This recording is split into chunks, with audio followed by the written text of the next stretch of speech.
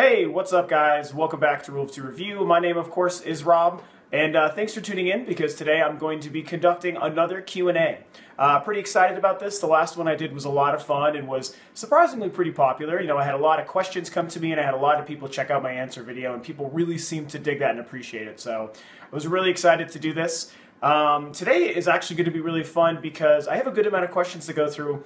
Also, what I'm really enjoying is the whole request for the new questions for the new video actually came off of my recent video I made discussing my 1-year anniversary and a lot of my plans going forward, how excited I was to interact with you guys more throughout this next year. And in that video I detailed a lot of the other things I want to be doing with Rule of Two Review, a lot of the movie stuff, comic book stuff. And so the questions that I have today, there's only a couple that are gaming related. There's a lot of movie related stuff, some music things, which I'm so excited that some of you guys asked me stuff about music. So it's really pretty neat, I think, that the questions are kind of all over the place. Like, they're all really fun, and there are gaming things for me to talk about today. But yeah, I think it's really cool. I super appreciate you guys branching out a little bit more, you know, into the movie and the music kind of side of things. So really, really excited. So anyway, I'm just going to go ahead and get on to it for my second Q&A video. Okay, so one really cool thing about a lot of today's questions is there's quite a few people who asked me multiple questions. There's a couple people with 2 or 3 questions per comment. And they came to me from a couple different places like before, a couple comments on the last video I made asking me questions, and I got some Facebook things and also one message that was sent to me. So there's a few different places that I'm pulling questions from. There's actually 1 or 2 of them that are a little bit old that came from some videos over the last couple of weeks, and I figured it would be fun to kind of bring those into today's topic as well. I'll try to make this a little bit faster, more focused than the last video was. I was about 50 minutes, almost an hour long, and I mean, I didn't mind doing it, but I feel like that's a little bit long, so I'll try to streamline through these a little bit. There will be some questions I will get to today and trying to keep it short, so I just want to let you know that, and if your question isn't answered, then maybe I can get to it in another video or sometime down the road. So the first I'm going to go to today is from someone who also asked me a couple of questions, so I'll do one question at a time from people who asked me multiple ones. This comes from King Beast, and King Beast asks me, one of the 3 questions he asks me is, what sequel to a game do I want? Really good question, because there's a lot of different answers I could give. I'm sure anyone who wants a sequel to any game, there would be quite a few that they could talk about. And I think that the number one that jumps out of my mind that I want to talk about today, and I've actually made a video about this in the past, is going to be Beyond Good and Evil 2. And I think the reason that that first jumps to mind is just because we kind of know that it's coming. It's been talked about by Ubisoft a lot. It's been rumored for a while. Very famously in 2008, the pre-rendered teaser trailer kind of announcement thing that wasn't really an announcement came out, and it was just this weird, you know, 2-minute video of a car on the side of the road, and it features both Jade and Paige, and Jade, of course, was the main protagonist in Beyond Good and Evil, one of my favorite protagonists in any game ever. Also one of the best female protagonists ever. She's, I mean, I probably prefer her to even Lara Croft. She's, okay, obviously she doesn't compare it to Samus from Metroid, but she is amazing. And Paige, of course, was kind of the sidekick side character, the, you know, talking pig boar sort of thing. And great characters from an amazing game. Beyond Good and Evil has just such a special place in my heart.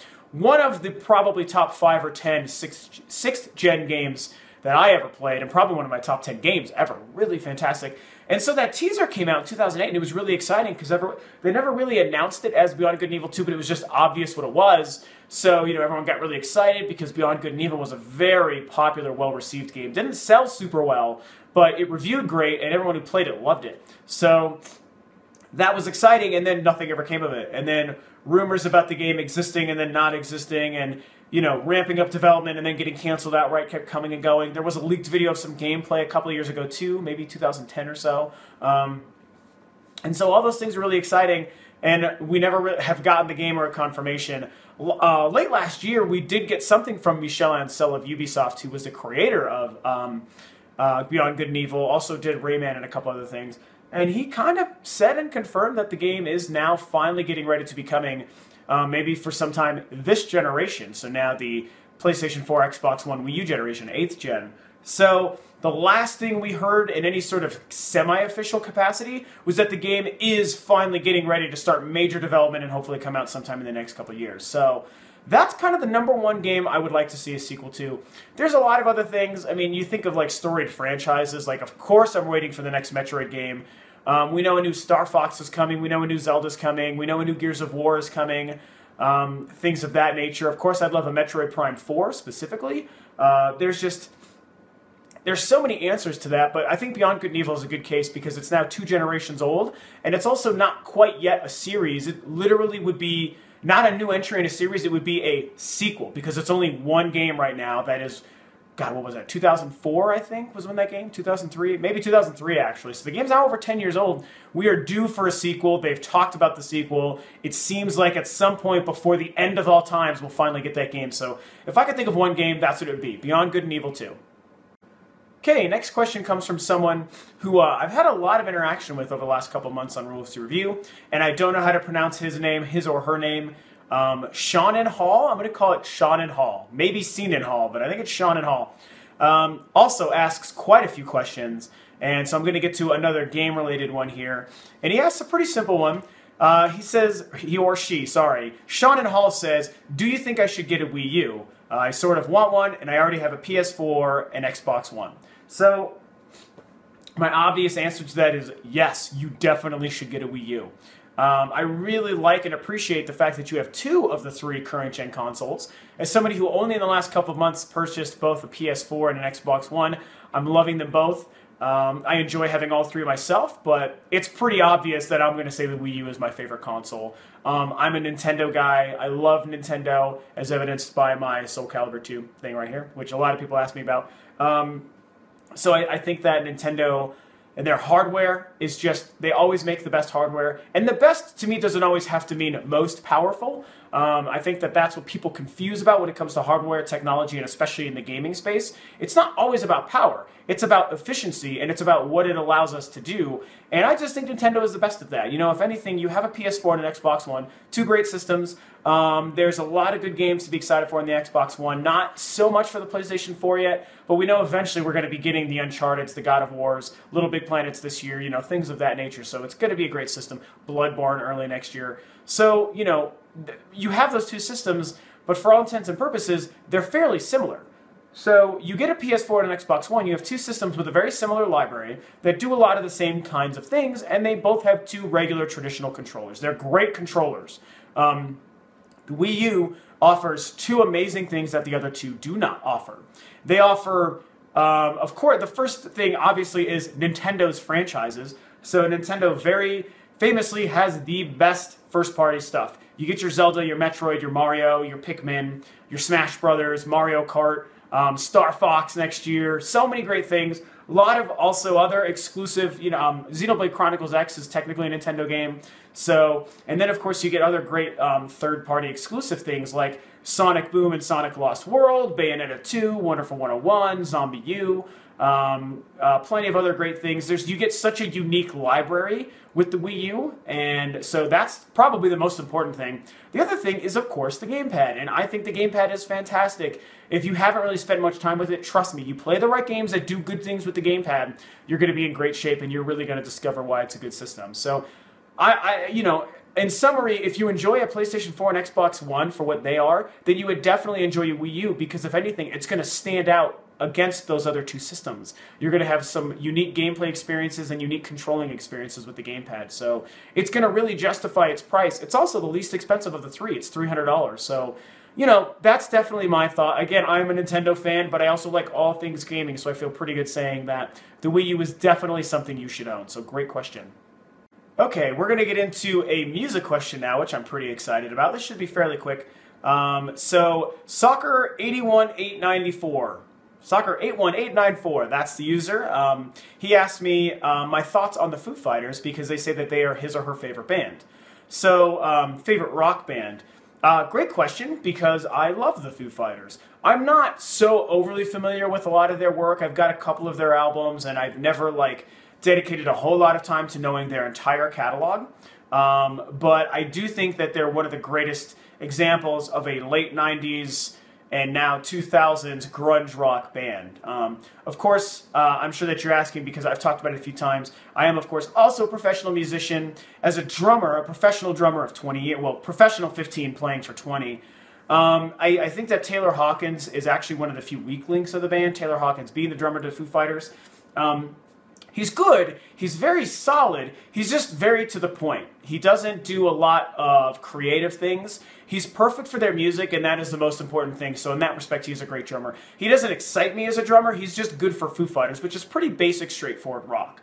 Now, I, of course, am someone who grew up in the 90s as a teenager with Nirvana, where Dave Grohl was the drummer for that band. And I very, very much remember the day that Kurt Cobain died, and it was this whole big thing. And then, you know, that was 94. And within a couple of years, all of a sudden, Dave Grohl, who at the time wasn't known as like this famous guy Dave Grohl, it was the drummer from Nirvana, all of a sudden is singing in another band called the Foo Fighters. And at first, it was really weird. I don't know if you're old enough to have lived through this time or if you're a little bit younger. It was really weird, and whenever 96, 7, or 8, whenever that actually would have had to have been 95 or 6 probably when the Foo Fighters' first album came out. I don't know if you experienced this, but it was really weird. When they first came out, there was kind of just a lot of backlash. What I remember from all my friends at school, this would have been probably middle school now, 7th or 8th grade, people didn't really like it. And this was when also music was given to us mostly by MTV and music videos. Again, if you're young enough, you're not living in the music video MTV generation, which is a damn shame. The internet did that. And it's really, really too bad that you didn't grow up in that time, because that was the greatest way to get exposed to music and also kind of experience the different artists and bands who made music and see their creative vision and see fun music videos and stuff. So the Foo Fighters song came out through a music video on MTV when it was only music, and I don't know, people just really weren't into it. It wasn't that I Don't Owe You Anything song came out. It was their first big hit. It was a weird-ass video. It was this floating brain thing. And I remember just thinking, like, this is weird. It doesn't feel right. Like, Nirvana was a big deal, and then they were done because of Kurt Cobain. And then all of a sudden, the drummer was in another band, and he was singing, and it was just, people just were not very positive to it, not very receptive. So for a couple of years, Foo Fighters weren't a great, huge band. And then sometime in the mid-2000s, all of a sudden they exploded. Their music got a lot better, and they made a great name for themselves, and now they make awesome music.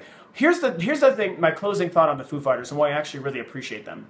This also leads to my age, and someone who grew up in the 80s and 90s with music and MTV and videos and stuff, is the Foo Fighters, with the exception, with a couple of exceptions. I don't want to get into that because I'll answer another question regarding this later. What I like about the Foo Fighters is they're one of the last remaining bastions of what I consider the true rock star. I feel like the rock star and the ideal of the rock star is dead, and I think that that's a shame. Something else that's kind of a problem of the millennials generation and the internet music generation with iTunes and all these things, you know. We don't really understand what it means to have rock stars anymore. People just don't have that kind of gravitas and clout, you know, both in their music and on stage. You know, for anyone who's into live music, which I see a lot of live music too, and play a lot of live music. The rock star is a super dying breed, all but dying breed.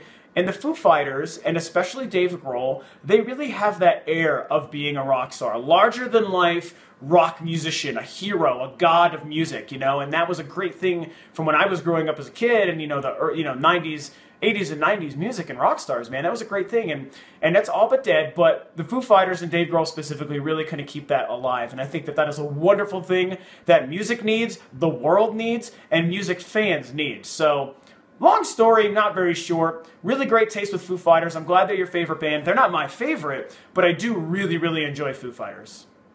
So here's another question by Soccer81894. I figured I'd go into his or her other question too.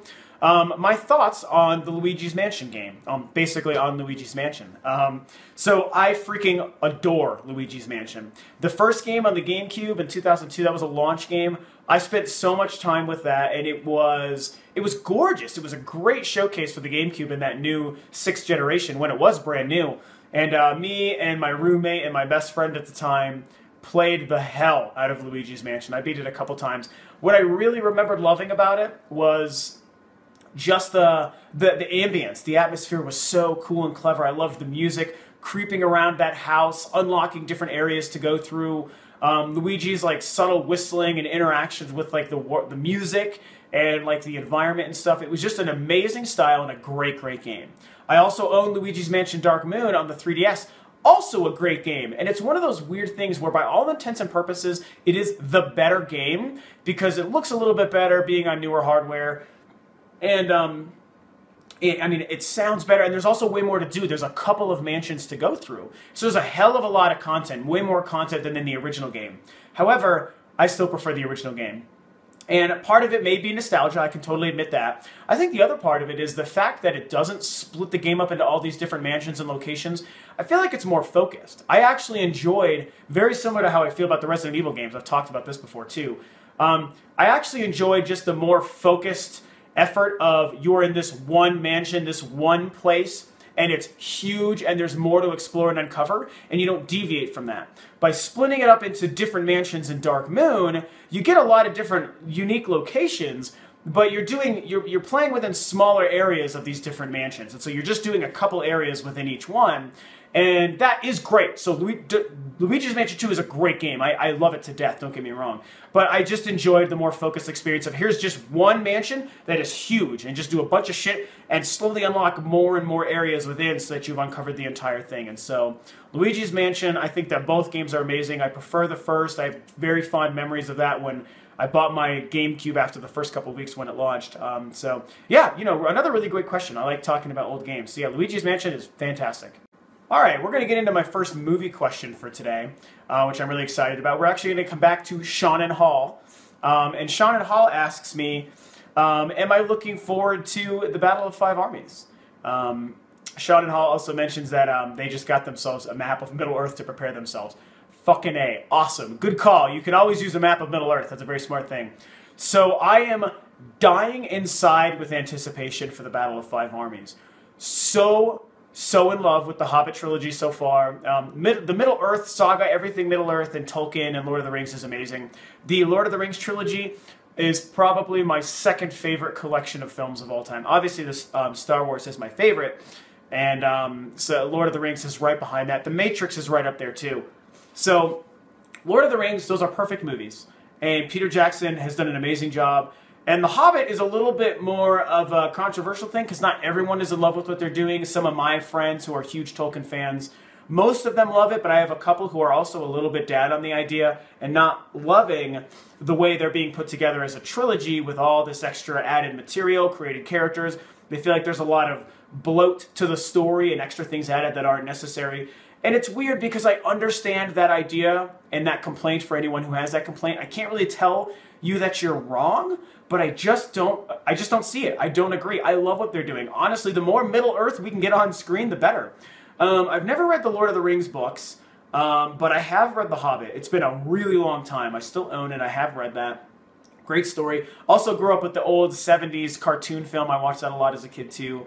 And so I can see a lot of the extra stuff that they're adding, but I think it's been just a lot of fun. I love the addition of Tauriel, the character played by Evangeline Lilly. I think there's a lot of cool things going on there. A lot of the added material is kind of creating this sort of sinew and connection to the Lord of the Rings film universe. So I think that's why Peter Jackson chose to do this, and I think it's been great. I liked seeing in Desolation of Smaug, and spoiler alert, the scene where Gandalf gets captured before the end of the film and basically comes face to face with the Eye of Sauron.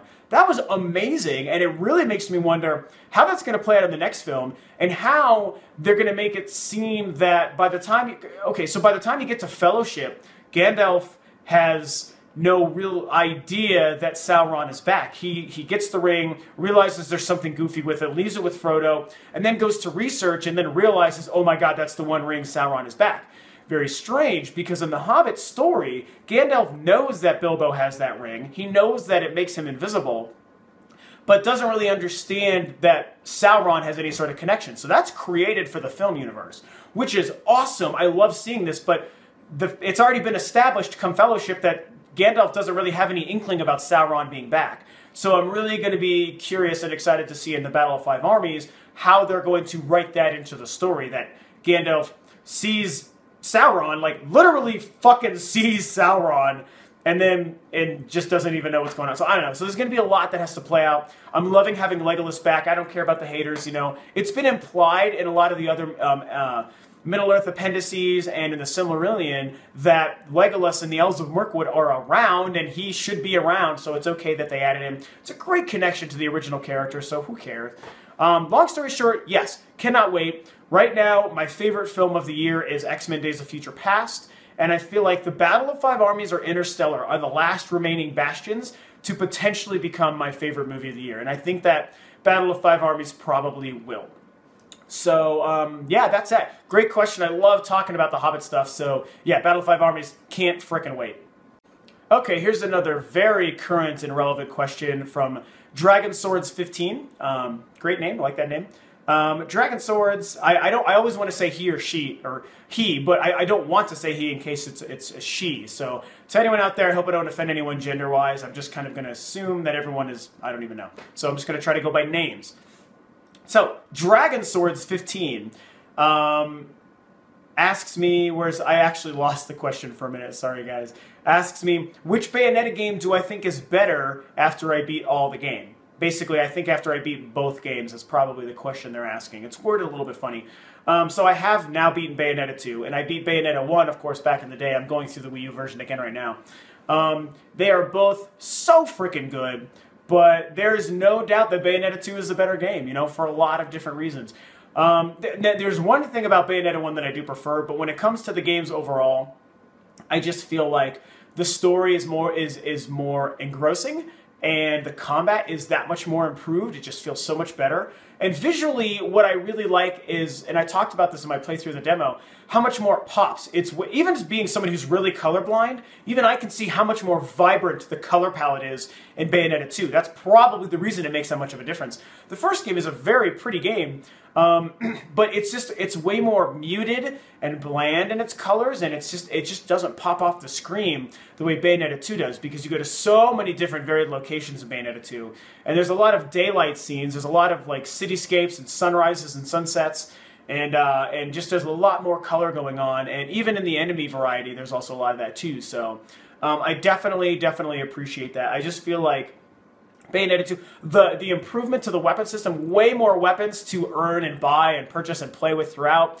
you know, mixing and matching on they're hand weapons or feet weapons. There's just so much variety to Bayonetta 2, and the combat is somehow even better and way deeper and more strategic, and I just think that it's an amazing game. It's definitely a top 5 all time for me, and that's a huge thing for me to say. But it is top 5 all time for me. There's no way it's not going to be the game of the year. You know, Smash Brothers and Dragon Age have potential, but I feel like there's no doubt to me that this is going to be the game of the year. Now, the one thing I will say when comparing Bayonetta 2 to Bayonetta 1, Bayonetta 1 still almost a perfect game. Even though Bayonetta 2 is better, what I will say is what I liked about Bayonetta 1 more is kind of, even though I love the emphasis on story in Bayonetta 2, and it was a great story, that was a lot of fun, I liked the fact that there was way less story involvement in the first Bayonetta. In Bayonetta 1, there's just a lot more fighting going on. You run into a lot more enemies more frequently. You go for much longer stretches of time without stopping to experience a story or a character interaction.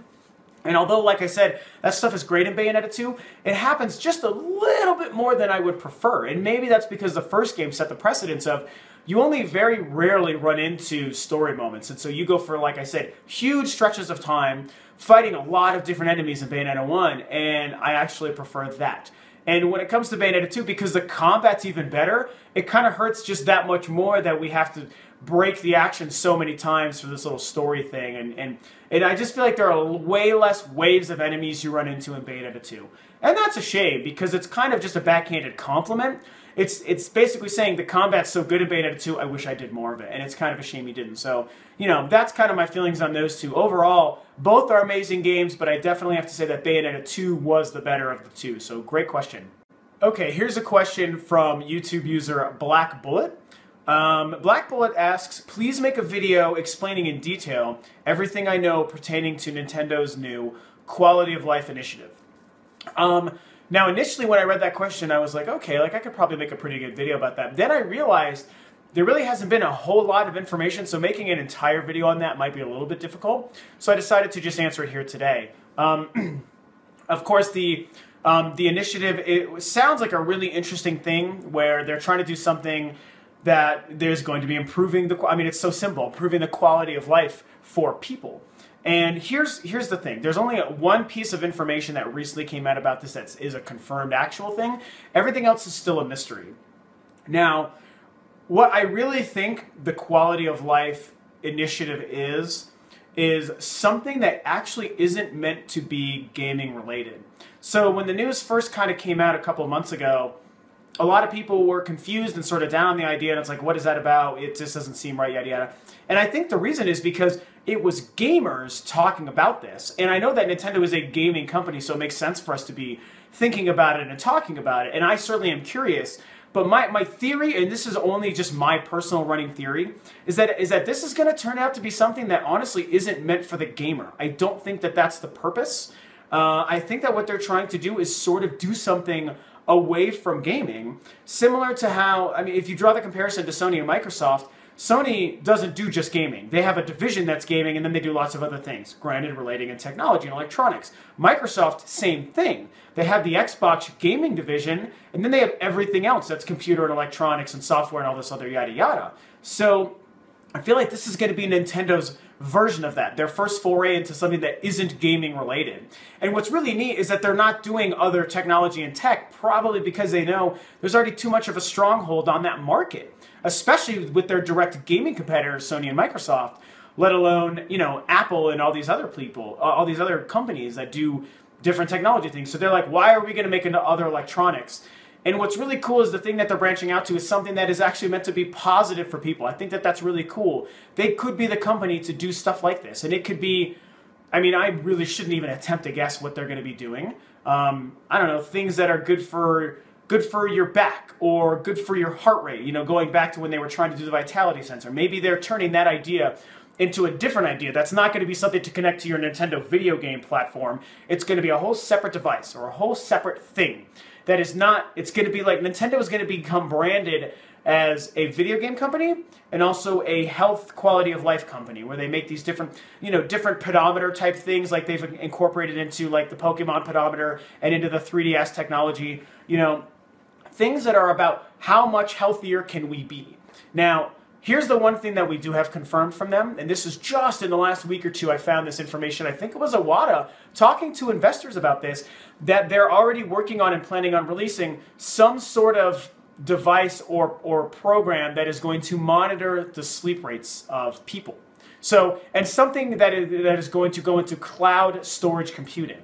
So it sounds like a device that you put in your room while you sleep. And so while you're sleeping, it's actually monitoring somehow in the room your heart rate and your breathing patterns, and is also setting that to a cloud storage area for some sort of monitoring or comparison to other folks or something. Something to give you information and data on how you're sleeping and let us know what it is we can do to improve our sleeping patterns, because that is huge to our health and to our metabolism and to our hearts. So I think those kinds of things are what they're going to be doing. And mark my words, it's not going to have anything to do with gaming. This isn't going to be like the Nintendo sleep monitoring system now compatible with your Wii U. No way. I think it's going to be totally a separate deal.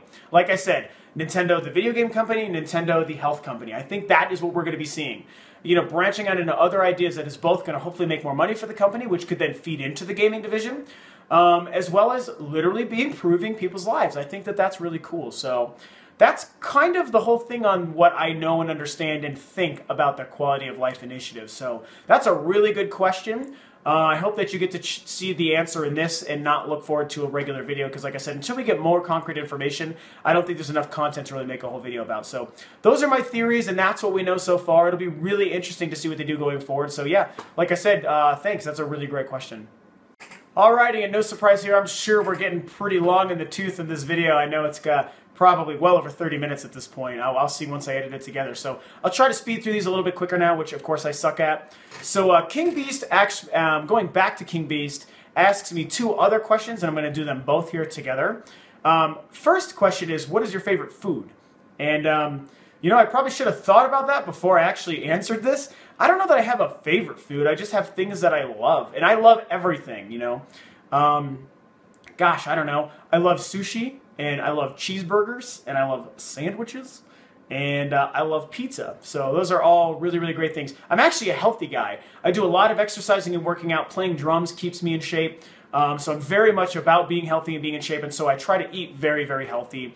So I like a lot of healthy snacks. You know, sushi is very healthy. Edamame is very healthy. I eat a lot of that. I eat a lot of nuts and trail mix, which is really, really good for you. Peanut butter is a super healthy snack. Lots of fruit. I eat a shit ton of fruit. Bananas and apples I eat a lot, as well as watermelon. Really, really good for you, watermelon, actually. So those are the kind of things that I eat a lot. But I do also have a favorite candy that I wanted to share just for fun, and that is Reese's Peanut Butter Cups, because, duh, those are the best candy ever made, the end. The other question he asks, this I can only sort of answer. He asks my top 10 games. And this is actually something that I would probably want to make a video about. So I don't really want to reveal my entire top 10 list of games. But I will tell you, only because I brought this up a couple times on videos, what my #1 favorite game of all time is, and it is Metroid Prime. The original 2002 GameCube release Metroid Prime. Because Metroid is my favorite series, and Samus is my favorite character.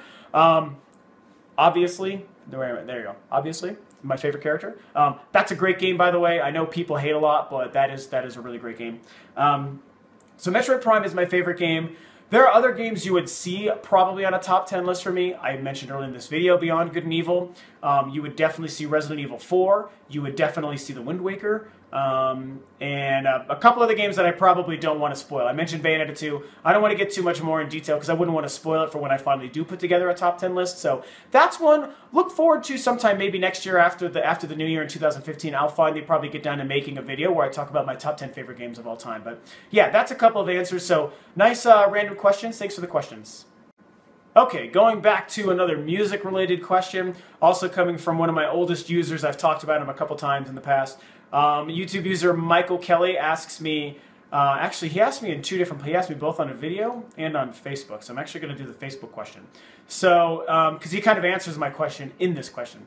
He says, knowing you're a big metalhead, I would like to know who your favorite metal band is besides Metallica, and would I consider uploading footage of me and my band doing what we do best? So great question. Thanks, Michael. I appreciate that.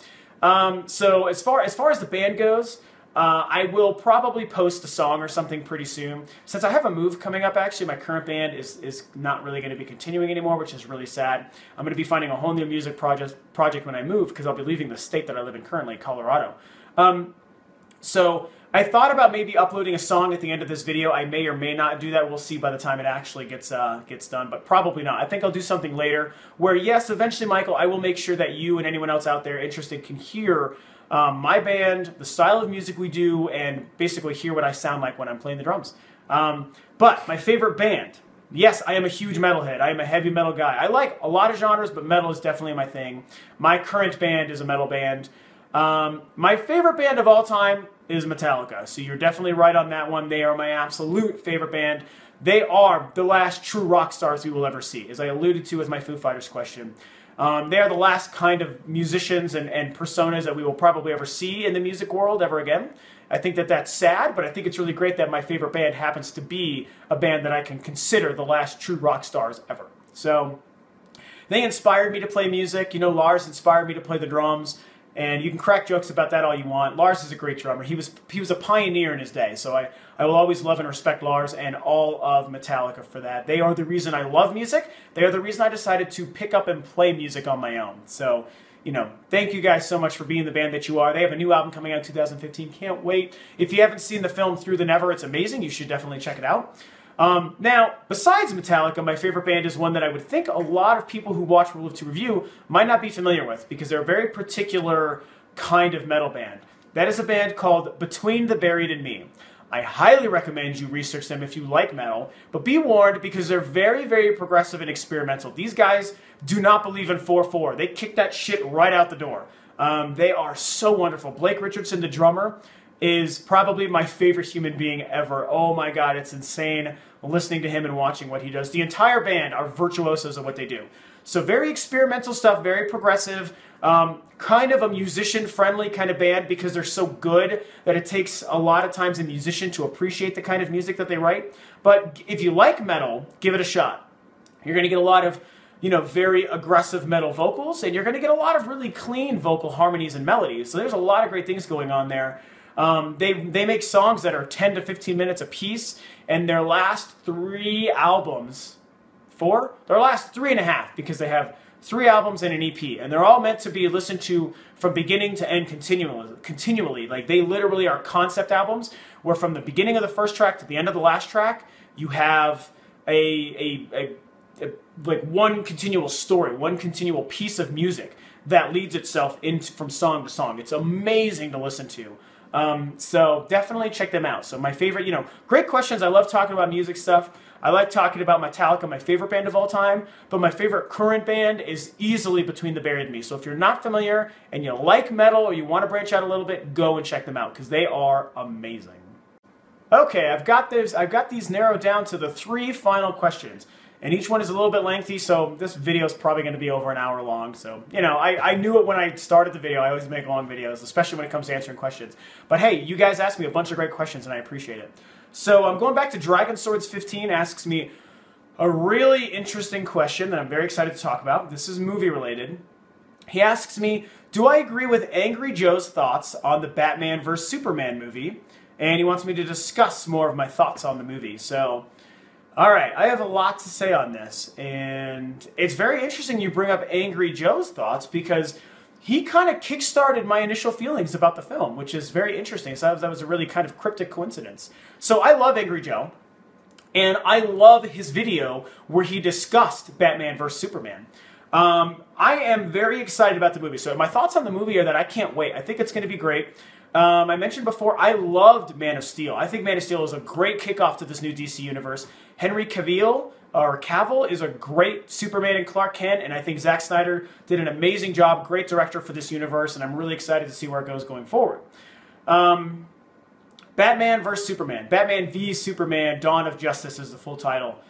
Well, okay, I also mentioned this before. I think Ben Affleck was a great choice for Batman, and I think he's going to do wonderful. Very, very controversial choice, I understand, but I think that it's going to be awesome. I think he's going to do a great job. Now, when it comes to this film specifically, I think it's going to be great, especially after the leaked teaser thing from Comic-Con this last year with Superman and Batman. I think that it's going to be freaking amazing, and I think that Zack Snyder is going to just knock it out of the park. Now, Angry Joe's thoughts were very interesting because he had a problem with the fact that it seems to be based off of this new direction, seems to be based off of Frank Miller's The Dark Knight Returns, which is a very famous Batman graphic novel from the 80s. And in that story, as Angry Joe points out, in that story, it's a great story for Batman, but not for Superman, because Bruce Wayne becomes the only person who's able to defeat Superman because Bruce Wayne is very smart. So that's kind of his thing, is A, he's got a lot of money, B, he's just really smart. He's got gadgets and stuff, but he's just an incredibly smart human being. He's a genius. And so he finds out a way to beat Superman, even though he's just a regular human and Superman is frickin' Superman. So I kind of think that that's great, but at the same time, it's so obvious that I agree with Angry Joe's problems with that idea. I think that, and first and foremost, it's kind of unfortunate that they're billing this as a Batman versus Superman. I don't think that we should be getting this verse movie. It's too obvious to make them fight. I don't want them to be fighting. Now, it depends on where they go with this, but if they're really going to be basing this off of Dark Knight Returns, then yeah, it's going to be for a while. Most of this movie is going to be them pitted against each other, which I just think is just ridiculous. And then at the end, they'll become friends and they'll team up because they're doing Justice League. This is called Dawn of Justice. We know Wonder Woman's in the film and some other characters. I feel like this is setting up that they're going to become friends, and allies by the end, but most of the movie they're going to be versing each other, fighting each other. And, I just think that that's kind of too obvious and too forced. I don't really want to see that, but it'll probably still be a great movie. Like I said, I'm very excited for the movie. I know they're going to run with the idea and make it good. I just wish that this wasn't what they were doing. The other thing Angry Joe mentioned that I also super agree with, and this is where I'll end this, is he doesn't like the fact that we're going right into a sequel to Man of Steel with Batman in it. And I totally agree. I'm someone who thought Man of Steel was so good that the character of Superman and Henry Cavill as an actor both deserved a true sequel to Man of Steel. I want to see what happens after this. I want to see more of this new version of Superman, this Superman with doubts and fears and questions about his identity. I want to see his arc a little bit more before we get into the Justice League stuff and before we introduce frickin' Batman into the fray.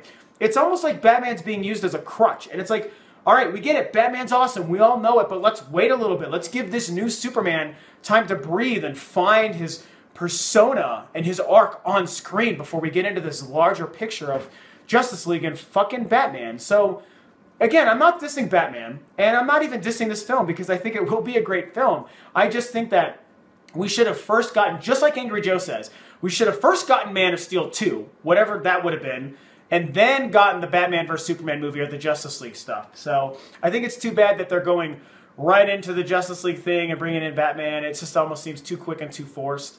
But, you know, so those are my quick thoughts. I agree with Angry Joe, but at the same time, I think the movie's going to be great, and I think Ben Affleck's going to make a great Batman. So, yeah, those are my thoughts. Really great question. I like being able to talk about that stuff, so good call. Okay, so here is the last video game-related question. This one's coming from Facebook. This is user Jawad Rashid. I have no idea if I'm pronouncing that right. At least the first name, that could be Yawad or Hawad, I don't know. Jawad Rashid asks me, what are my thoughts on the recent news that Nintendo may be making a new console? And what would I like to see in this new console? So, this has been talked about for a while, you know, especially with the Wii U, because early on it wasn't doing so well. And so people are like, oh, Nintendo either needs to leave the hardware business altogether, which will never happen, don't be stupid, or they are already working on a successor to the Wii U because it hasn't been successful, so they need to work on something new. And I actually made a video a long time ago talking about those rumors. So honestly, I think that that is absolutely not happening. They may already be planning for the next console because, again, that happens years in advance. But I don't think that this console is going to come in 2015 or 16 or 17. 17 would be the absolute earliest the new console would come out. That would be 5 years from when the Wii U comes out. But I'm willing to bet it's 2018. So honestly, I feel like the idea of a new Nintendo console right now shouldn't even be in our thoughts. It's not going to happen. The Wii U's picking up steam. It's going to do great. They have way too much invested in it. And there's a lot of great games coming out for it. So I think that they really want to dedicate their time to this console. And what's great about the Wii U is that even though it's the least powerful of the 3 current-gen consoles, it's like Nintendo's so smart. They position themselves in this place where it's like if they just do the right things that a Nintendo console needs to do, it's going to end up doing just fine, and none of the other things like the power, the technology is really going to matter because it'll be a great console with great tech, a unique controller, and great games. And it's going to last a good 5 or 6 or maybe 7 years. Probably 6, 2018. I think it's going to last a good 6 years. And yeah, they might already be planning for the next console, but we ain't going to hear anything about it for a long time. So I would just remove that idea, that thought from your head. I just don't think it's anything to be thinking about soon. Now, that being said, what would I like to see in a new console? So here's the thing. Whenever we do get a new Nintendo console, whether it's next year or in 2025, I don't care when it happens, what I would like to see from it, honestly, is, this is going to sound a little contradictory, but I'll explain. I would like to see a little more power in the system. I would like to see comparable power. Not because I feel like it's necessary or that I need it myself, because I loved the Wii and it was very underpowered, and I love the Wii U more than the other 2 systems and it's the least powerful. So I don't need the most power in a console to love it, and I don't need it to have the best graphics in the world to love it. But I do think that there's something to be said for having comparable power, and if anything, in the eyes of the gamer, I feel like it would be good for them to release a console that finally is just blowing everything out of the water in terms of power and visuals. You know, there was a time with the Super Nintendo and the Nintendo 64 that they were making the most powerful hardware on the market, and that was a great time. And the GameCube was way more powerful than the PlayStation 2, and almost as powerful as the original Xbox. And that was a great thing, because we got games like Pikmin and Resident Evil 4 and The Wind Waker that were amazing graphical showcases for what Nintendo could do.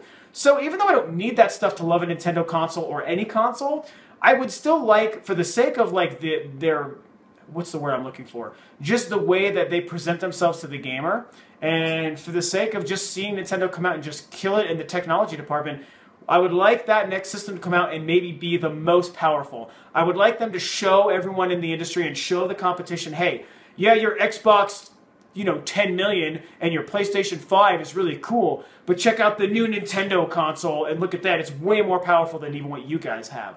I think that would be really neat. So, like I said, it doesn't need to have that, but I would certainly like to see it because it would be nice to have that kind of paradigm shift in the hierarchy of consoles. So, you know, really great question. All right, and here we are with the last question of the day. It's a movie-related question. It's a pretty fun one, which is why I wanted to end on this, because this is about Star Wars. So, Based Vidya asks me, how much would I pay to watch the new Star Wars today? Really good question, really hard to answer. So I've recently talked about this a lot. Star Wars is my #1 favorite thing in the world. I'm covered in Star Wars tattoos. Like, I fucking just love, it is my thing. I love the universe. I love all 6 films. I am so pumped for the new trilogy. It's the thing that I never thought that I would see this final trilogy to Star Wars ever in my lifetime. So I think that we are very lucky and blessed to be having this happening. I think it's unfortunate it had to happen at the same time that George Lucas retired. He tragically sold the company to Disney, which I've talked about a few times. You know, I would like it if he was still taking the reins for this final trilogy, but we know that it's his script and story, and his initial script and, you know, modified script and his ultimate story, and he's acting as story consultant, and he's on set kind of dealing with things here and there, so that makes me really happy. Ultimately, this is Lucasfilm, Kathleen Kennedy, and right now J.J. Abrams going forward with the new trilogy. So, I'm super pumped. The real, you know, to get to the question, how much would I pay to watch the new Star Wars movie today?